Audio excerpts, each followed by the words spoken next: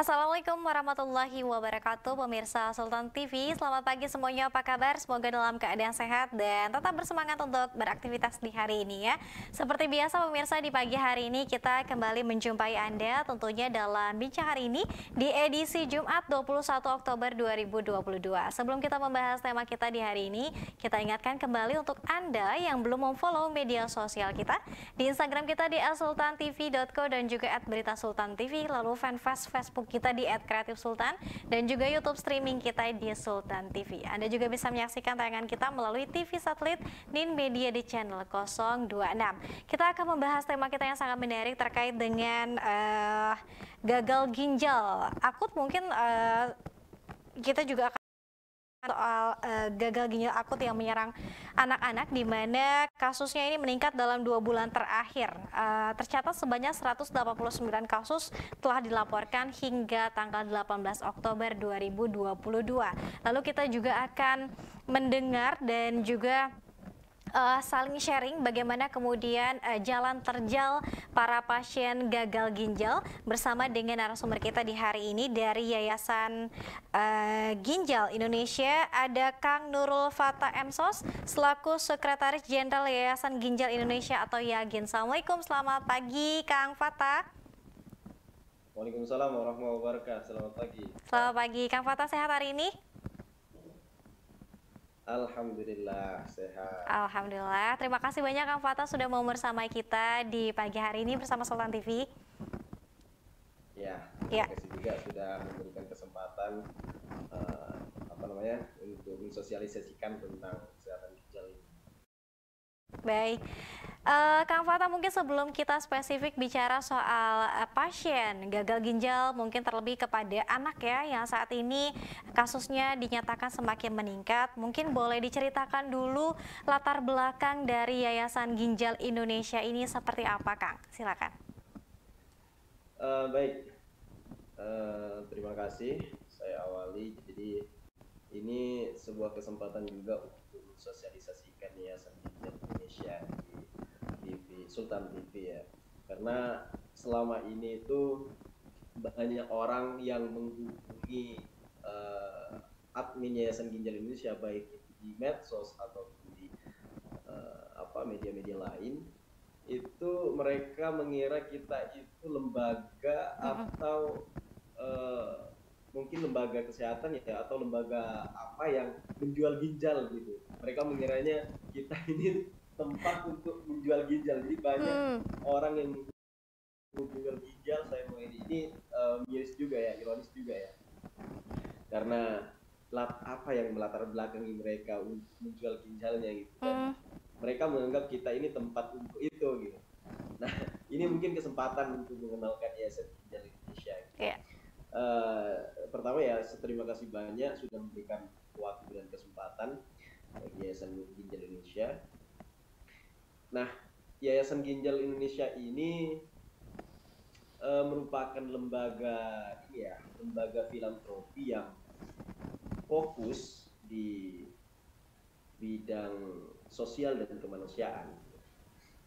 Nah, selama ini Yayasan Ginjal Indonesia melakukan pendampingan, baik itu pendampingan psikososial, kemudian pendampingan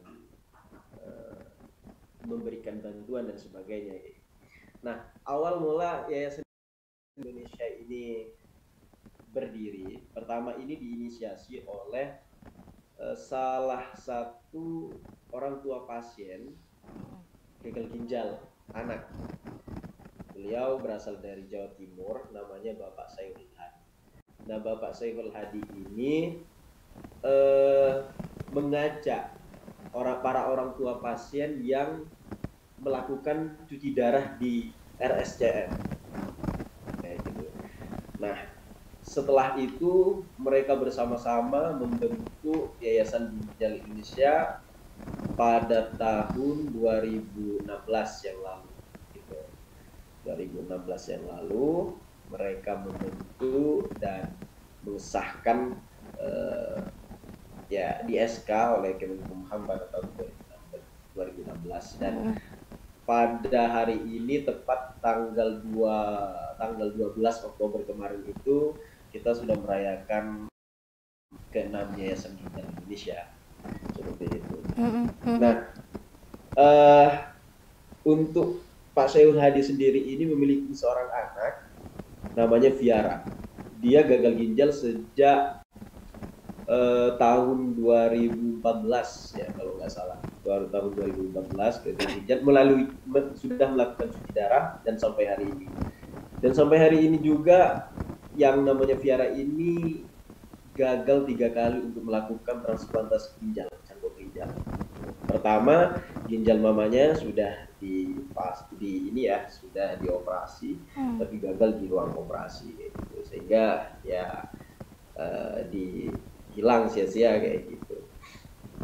Seperti itu sih latar belakang berdirinya Yayasan Ginjal Indonesia. Baik, ini dilatar belakangi atas seseorang yang kemudian juga merasakan secara langsung ya, Kang Fata, terkait dengan mengurus juga melihat bagaimana pasien gagal ginjal. Sudah sejak tahun berapa, Kang? 2016. 2016. Ya. Baik. Nah, apa saja kemudian setelah mungkin tadi dari kisah yang berangkat dari seseorang yang memang sangat dekat karena memang pasiennya sendiri adalah anaknya sendiri. Kemudian yang dilakukan oleh Yayasan Ginjal Indonesia ini bantuan berupa apa, Kang Fata?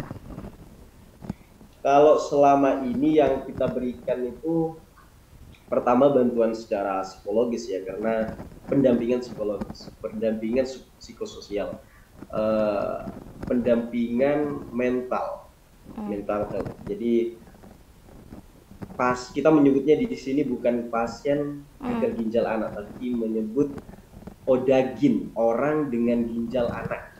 Karena kalau penyebutan pasien atau penderita ini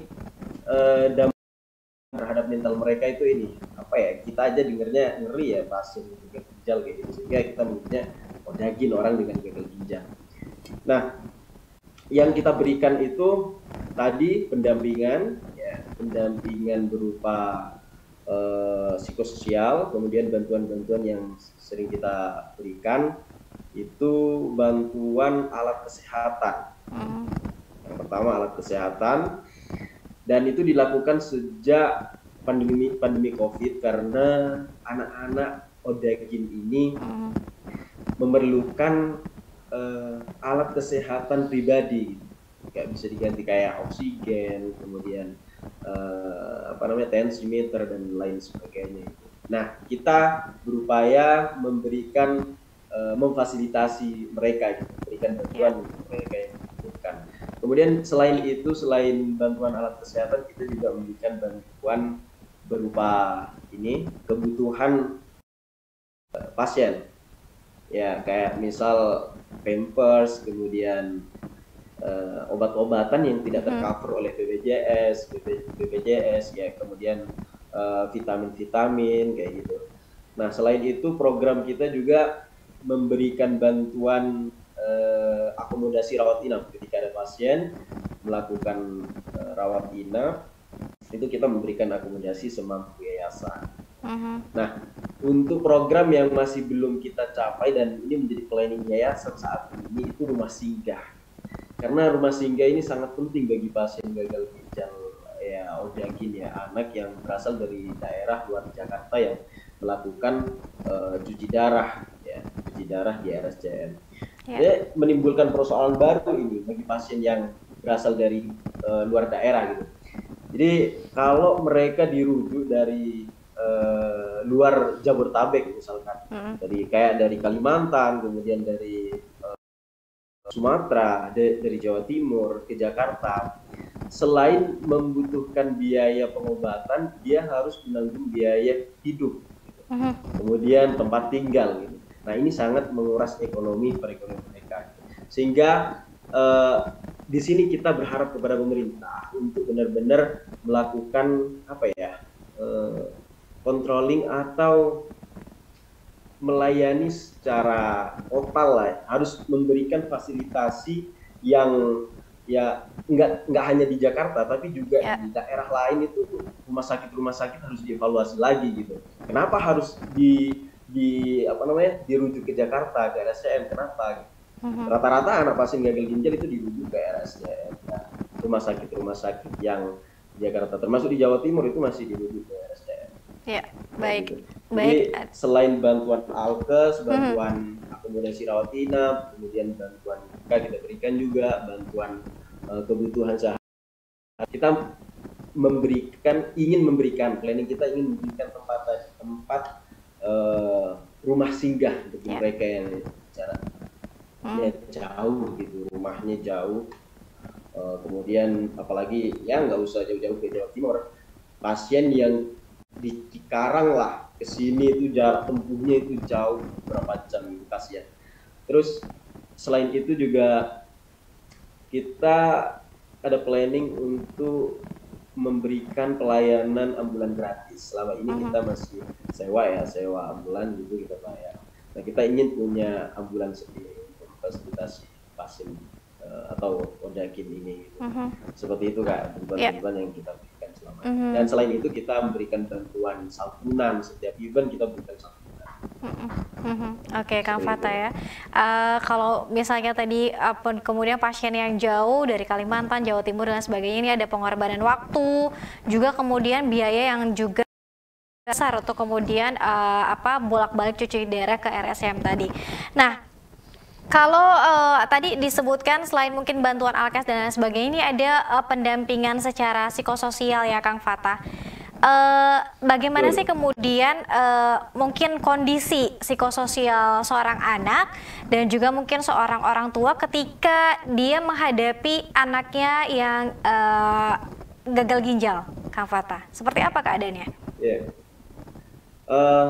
Untuk binaan Yagin ya, Yayasan Ginjal Indonesia yang kita temui itu secara psikis mereka itu sudah terganggu dan mental mereka juga ini lemah, sehingga mereka kurang bersosialisasi dengan lingkungan juga. Dan anak sekecil itu yang seharusnya bermain dengan teman-teman seusianya, dia main, dia harus rutinitas cuci darah setiap 2 kali dalam seminggu, dia harus menjaga ini pola makannya. Ada juga yang masih aktif bermain dengan teman-teman seusianya dan mereka juga ini ya, kondisi mereka juga ini kondisi kayak pendidikan mereka juga bukan terbengkalai ya, putus gitu. Mereka tidak bisa melakukan itu karena kondisi ini juga kurang begitu fit atau kurang begitu sehat. Tapi yang kita sering memberikan motivasi terhadap mereka bahwa meskipun tubuh kita sedang sakit gitu, tapi akal atau jiwa kita, pikiran kita harus tetap sehat. Itu kita sering mengajak mereka bermain, kemudian memberikan mereka kayak mengadakan lomba menggambar dan sebagainya gitu, menggali potensi mereka gitu. Nah, untuk orang tua sendiri itu ya pasti terpukul dengan kondisi anaknya yang masih kecil, itu sangat terpukul. Kita bahkan ada yang usia 4 tahun, 4 tahun, 5 tahun itu ada. Pasti terpukul gitu. Dan ya kita sudah sering menemui kalau kita bincang-bincang dengan orang tua pasien itu pasti nangis gitu. Mereka pasti nangis. Itu, Kak. Oke, tadi ada usia yang bahkan 4 tahun ya, yang kemudian kalau boleh tahu Kang Fata, sebetulnya yang menyebabkan gagal ginjal pada anak ini apa? Pertanyaan ini sebenarnya kalau saya itu latar belakang saya kan sosial ya. Pertanyaan ini mestinya dijawab oleh tenaga medis, dokter gitu. Kalau saya mungkin menjawabnya secara diri saja, pengalaman cerita para orang tua. Jadi ada pasien yang anaknya suka minum minuman pinggiran kayak gitu, minum-minuman Oke. pakai es-es kayak gitu, yang manis-manis kayak gitu. Ada yang terbiasa minum itu nggak berhenti-henti gitu, Mm-mm. tiba-tiba anaknya sakit setelah didiagnosa gagal ginjal gitu. Itu secara pengalaman ya, secara medis biarlah dokter yang bicara soal itu. Ya. Ada juga yang memang dari kecil, dari kandungan memang didiagnosis bahwa anak ini bermasalah dengan ginjalnya. Ada juga yang sindrom nefrotik gitu. Mm-mm. Kalau bahasanya dokter itu sindrom nefrotik atau bocor ginjal ya, kebocoran pada ginjal anak. Itu juga berdampak. Ada yang diawali seperti itu sehingga mereka mengalami ginjal akut, kemudian eh, sampai ke gagal ginjal kronis kayak gitu sih. Mm-mm. Mhm. Oke, Kang Fata, kita harus jeda terlebih dahulu. Setelah ini kita juga ingin bahas saat ini sebetulnya seberapa peduli begitu ya tadi dari mungkin fasilitasi dari pemerintah seperti apa, kemudian juga mungkin mindset masyarakat ketika misalnya menemukan tetangganya atau saudara terdekatnya kemudian menderita gagal ginjal, seperti apa kepeduliannya, lalu apa yang kemudian harus kita lakukan untuk kemudian bisa membantu pasien tadi Odagin ya Kang Fata, Ya, yang bisa betul. kita lakukan. Tetap bersama kami pemirsa dalam Bincang Hari ini.